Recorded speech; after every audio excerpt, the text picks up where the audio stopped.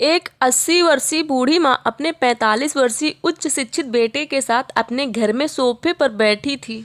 अचानक उनकी खिड़की पर एक कौवा बैठ गया। बूढ़ी माँ ने अपने बेटे से पूछा, यह क्या है? बेटे ने जवाब दिया, यह एक कौवा है। कुछ मिनटों के बाद बूढ़ी माँ ने अपने बेटे से दूसरी बार पूछा, यह क्या है?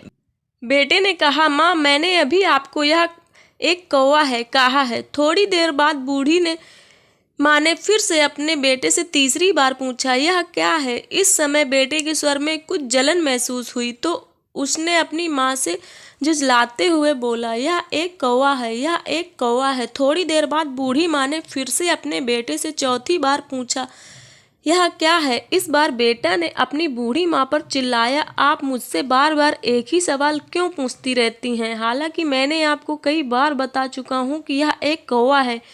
क्या आप इसे समझ नहीं पा रही हैं? थोड़ी देर बाद बूढ़ी माँ अपने कमरे में गईं और एक पुरानी डायरी लेकर वापस आईं, जिसे उन्होंने अपने बेटे के जन्मदिन के बाद से बनाए रखा था। एक पेज खोलने पर उन्होंने अपने बेटे को उस पेज को पढ़ने के लिए कहा। जब बेटे ने इसे पढ़ा तो निम्नलिखित शब्द डायरी में लिखे गए थे, आज मेरा 3 साल का छोटा बेटा सोफे पर मेरे साथ बैठा था। जब खिड़की पर एक कौवा बैठा था तब मेरे बेटे ने मुझसे 22 बार पूछा कि यह क्या है, और मैंने उसे 22 बार जवाब दिया कि यह एक कौवा था।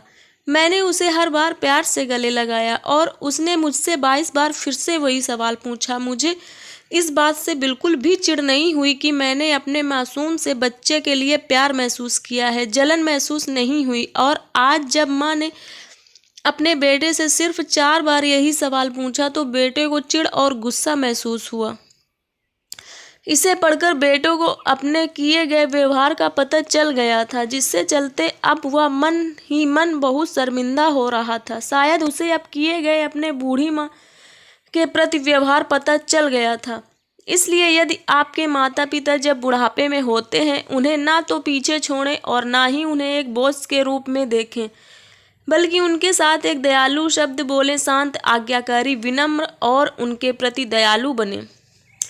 अपने माता पिता के प्रति विचारशील रहें। आज इस बात को कहें, मैं अपने माता पिता को हमेशा खुश देखना चाहता हूँ। जब मैं छोटा बच्चा था उन्होंने मेरी देखभाल की, उन्होंने हमेशा मुझ पर अपने निस्वार्थ प्रेम की वर्षा की है।